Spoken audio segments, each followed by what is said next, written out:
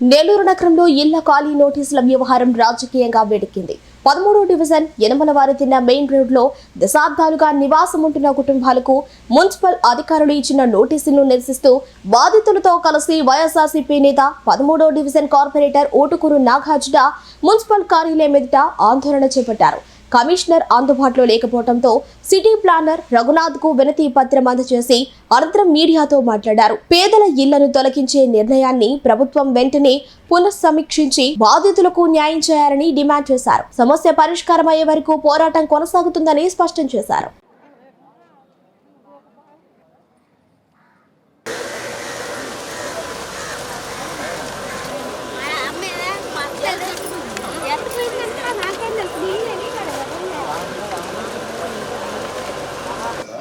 మీకే సంబంధం ఉండే మున్సిపాలిటీ ఇరిగేషన్ వాళ్ళు కదా మాస్టర్ ప్లాన్ ఇంప్లిమెంట్ చేసింది. అవును, ఇరిగేషన్ ద్వారా కదా మాకు ఇంప్లిమెంట్ అంటే ఇరిగేషన్ కూడా మున్సిపాలిటీ నోటీస్ ఇవ్వచ్చు. నాకు తెలియదు క్లాసిఫికేషన్ మాకు ఇచ్చారు అంటే మీకే తీసుకుంటామండి మేము సార్. అట్లా మన వాళ్ళు మున్సిపల్ ఆఫీస్ నుంచి నోటీస్ ఇచ్చారు. దాదాపు 7 మెంబర్స్ నోటీస్ ఇచ్చారు. ఈ రిసిప్ట్ అనుకున్నటువంటి 7 days లోపల. సో అదే చెప్తాను, అక్కడి నుంచి ఉంటున్నారు అంటే వాళ్ళు వచ్చి వాళ్ళ డాక్యుమెంట్ కానీ మీరేం చెప్పారంటే 7 రోజుల లోపల దీన్ని చేసి 21వ తారీఖున కమిషనర్ గారి ముందు మీరు సంబంధించిన ఈ రోజు నిన్న 21 అవును ఈ రోజు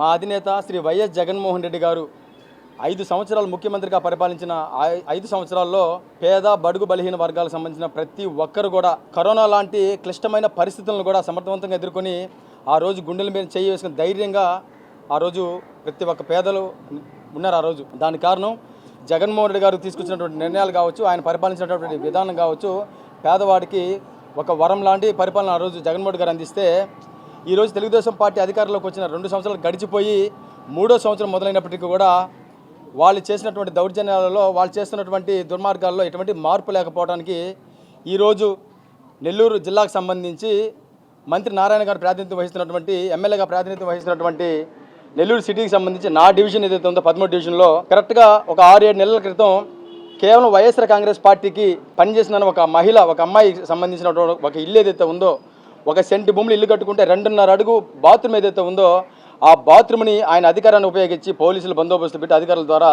ఆ రోజు పగలగొట్టిన పరిస్థితులు కూడా నేను మీడియా ముఖంగా కూడా ఆ రోజు తెలియజేయడం జరిగింది. కరెక్ట్గా 7 నెలల తర్వాత మళ్ళీ చింతారెడ్డిపాలెం హైవే నుంచి ఊరు దాకా ఉన్నటువంటి దాదాపు 70-80 కుటుంబాలు ఏదైతే ఉన్నాయో ఆ కుటుంబాలకు సంబంధించి ఈరోజు మంత్రి నారాయణ గారు మాస్టర్ ప్లాన్ అనే ఒక మాస్టర్ ప్లాన్ రోడ్డు ద్వారా అభివృద్ధి అనే పేరుతో పేదలందరినీ కూడా రోడ్లు పాలు చేసే కార్యక్రమానికి శ్రీకారం చుట్టాలని కూడా నేను మీడియా ముఖంగా స్పష్టం చేస్తా ఉన్నా. ఈరోజు కేవలం నారాయణ గారు ఆయనకు సంబంధించినటువంటి హాస్పిటల్ ఏదైతే ఉందో, నారాయణ హాస్పిటల్, నారాయణ కాలేజీలు ఏదైతే ఉన్నాయో, ఆ చుట్టుపక్కల పొలాలకు సంబంధించిన ఏదైతే ఉన్నాయో ఆయన సన్నిహితులందరూ కూడా వాటిని అభివృద్ధి పరచుకోవడానికి, ఆ రేట్లు పెరగడానికే ఈ 60 అడుగుల రోడ్డుని రాటిఫై చేసుకుని 80 అడుగుల రోడ్డుగా మాడిఫై చేసి ఆ మాస్టర్ ప్లాన్ లో పెట్టి దాదాపు 80 కుటుంబాలను కూడా రోడ్లు పాలు చేసడానికి కూడా ఆయన అధికారాన్ని ఉపయోగిస్తారని చెప్పి నేను మీడియా ముఖంగా స్పష్టం చేస్తా ఉన్నా. ఈ రోజు 80 కుటుంబాలకు సంబంధించి ఒక 20 మందికి మాత్రం నోటీసులు ఇవ్వడం జరిగింది. తర్వాత విడతల వారీగా తీసారన్న ఆలోచనలతో ఈ రోజు ప్రతి ఒక్కరు కూడా అందరు ఐక్యతతో ఈ రోజు కమిషనర్ గారి ఆఫీస్కి వచ్చి కమిషనర్ గారు అందుబాటులో లేకపోవడం వల్ల సిపి రఘునాథ్ రావు గారికి ఈరోజు రిప్రజెంటేషన్ ఇవ్వడం జరిగింది. నేను మీడియా ముఖంగా స్పష్టంగా తెలియజేస్తాను ఒకటే, గడిచిన 2 సంవత్సరాల్లో మంత్రి నారాయణ గారు చేసింది ఏదైనా ఉందా అంటే కోట్ల రూపాయలను అవసరం లేని చోట చెట్లు వేయటం, ఎండ్-టు-ఎండ్ రేటు పేర్లతో వాళ్ళ కార్యకర్తలకు కోట్లు దోచిపెట్టే దాంట్లో చూపిన శ్రద్ధ. మా ప్రభుత్వంలో మేము ఓపెన్ చేసినటువంటి పార్కులు, బిల్డింగ్లని రంగుల పేరుతోనూ హంగుల పేరుతోనూ రీఓపెన్లు చేసి ప్రకల్పాలు మేము అభివృద్ధి చేశామని చెప్పుకునేటువంటి ఘనత నారాయణ గారు ఈరోజు ఈ విధంగా పేద ప్రజలను ఇబ్బంది పెట్టడం సవ్యం కాదని తెలియజేస్తా ఉన్నా. నెల్లూరు నగరంలో 75,000 ఓట్ల మెజార్టీ వచ్చిన నారాయణ గారికి సాక్షాత్ నా డివిజన్ నుంచి కూడా మా వాళ్ళందరూ కూడా మీకు మెజార్టీ ఓట్లు కూడా వేశారు, ఇంకా మీరు అభివృద్ధి చేస్తారని. మీరు అభివృద్ధి చేయకపోగా మా జీవితాలని మాకు సంబంధించినటువంటి మా ఇళ్ళను కూల్చేసి మమ్మల్ని రోడ్ల పాలు చేస్తామంటే చూస్తూ ఊరుకునే పరిస్థితులు ఉండవని కూడా నేను మీడియా ముఖం తెలియజేస్తా ఉన్నా. కేవలం మీ స్వార్థ, మీ నాయకులు, మీ సన్నిహితులు, మీ నాయకులు, మీ కార్యకర్తల బాగోగులు చూసుకొని ఇలా పేద ప్రజల్ని రోడ్ల పాలు చేస్తామంటే ఎట్టి పరిస్థితుల్లో వైఎస్ఆర్ కాంగ్రెస్ పార్టీ కార్పొరేటర్గా, జిల్లా యోజన విభాగం అధ్యక్షుడిగా ఖచ్చితంగా దీన్ని ఖండిస్తూ మీ యొక్క అధికార దర్పానికి, మీ యొక్క అధికార ఇదితో ఏదైతే ప్రవర్తిస్తున్నారో దాన్ని అడ్డుకోవడానికి బాధితులకు అండంగా ప్రతి నిమిషం కూడా వాళ్ళకి తరపున మేము పోరాటానికి సిద్ధంగా ఉంటామని కూడా స్పష్టంగా తెలియజేస్తూ ఇప్పటికైనా సరే ఒకసారి పునరాలోచించి ఆ ఇచ్చినటువంటి నోటీసులను మీరు వెనక్కి తీసుకొని సంబంధిత బాధితులు ఎవరైనా ఉన్నారో వాళ్ళందరితో మీరు మాట్లాడే ప్రయత్నం ఒకసారి చేసి ఆ మాటలు వాళ్ళకి సానుకూలంగా ప్రత్యామ్నాయ ఏర్పాట్లు ఏమైనా చేయగలిగితే ఖచ్చితంగా మీరు చేసే అభివృద్ధికి మేము సహకరిస్తామే తప్ప మీ అధికారాన్ని అడ్డు పెట్టుకొని మీ ఇష్టప్రకారం ప్రవర్తిస్తామంటే మాత్రం ఖచ్చితంగా అడ్డుకుని తీరుతామని కూడా బాధితులకు అండగా నిలబడి ఈరోజు మీడియా ముఖంగా స్పష్టం చేస్తూ ఉన్నాం. మీరు ఇలాగే ఈ యొక్క నోటీసులు కానీ తిరిగి తీసుకోకుండా కానీ మీరు ముందుకు కానీ వెళ్తే మాత్రం చట్టపరంగా కూడా మేము ముందుకెళ్ళడానికి వాళ్ళకి అన్ని విధాలుగా కూడా అండగా నిలబడడానికి నేను ఎప్పుడు ముందుంటానని బాధితుల తరపున పూర్తిగా పోరాటానికి నేను సిద్ధంగా ఉన్నానని తెలియజేసుకుంటూ నిన్న ఎవరూ లేవు, వచ్చి కాగితాలు ఇచ్చారు. మేమైతే మాకైతే అస్సలు తెలీదు. సాయంత్రం ఇంటికి పోయేదానికి ఇట్లా కాగితాలు ఇచ్చేసిపోయారు. అంటే ఇంక మేము అన్నాలు వండుకోలేదు, ఏం వండుకోలేదు, దిగులు పడిపోయి గమ్ముగా కూర్చున్నాం సార్. అంతవరకు ఈ సారు మనకి బాగా చేస్తాడు నారాయణ సార్ అని మేము ఎంతో ధైర్యంగా ఉన్నాం. కానీ ఇప్పుడు ఆ ధైర్యాన్ని కోల్పోయాం సార్. 7 రోజుల్లో ఖాళీ చేయాలా?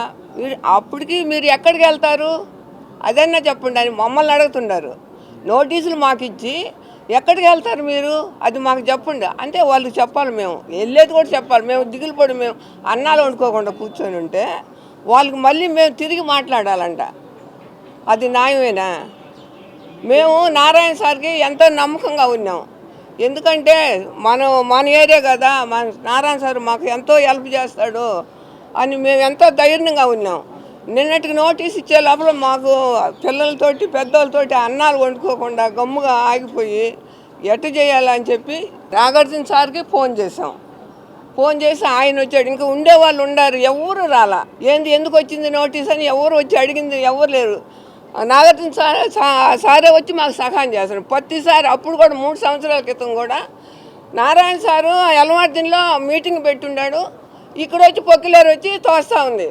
మేము 4 ఆడవాళ్ళు కలుసుకొని మాట్లాడుకొని వచ్చి వాళ్ళని తిడితే కాంట్రాక్ట్ ఏమన్నాడంటే ఇంకా బతకాలని ఉండారమ్మ మీరు అంటే మాకు స్థలం ఇవ్వకుండా ఏమి బతకాలంటే ఏంటి చంపేస్తారా ఏంది?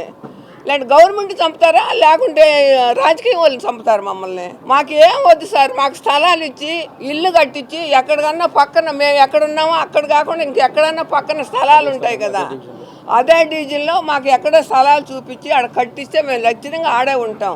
మేము ఏదో ఒక కూలి పని చేసుకొని బతికేవాళ్ళం సార్. మాకు హఠాత్తుగా మాకు డబ్బు యాడ్ నుంచి వస్తుంది మీరు లేపేస్తే మేము వెళ్ళి కట్టుకునేదానికి మాకు అంత అవకాశం ఆడుంది అసలు. సారు తెలియదే నారాయణ సార్కి అంతా తెలుసు కదా, ఎంతో మందిని సాగుతున్నాడు, ఎన్నో హాస్పిటల్ పెట్టి ఎన్నో కాలేజీలు పెట్టి సాగుతున్నాడు. మాకు చిన్న హెల్ప్ చేసేదానికి ఈ విధంగా చేయొచ్చు అసలు చెప్పండి సార్.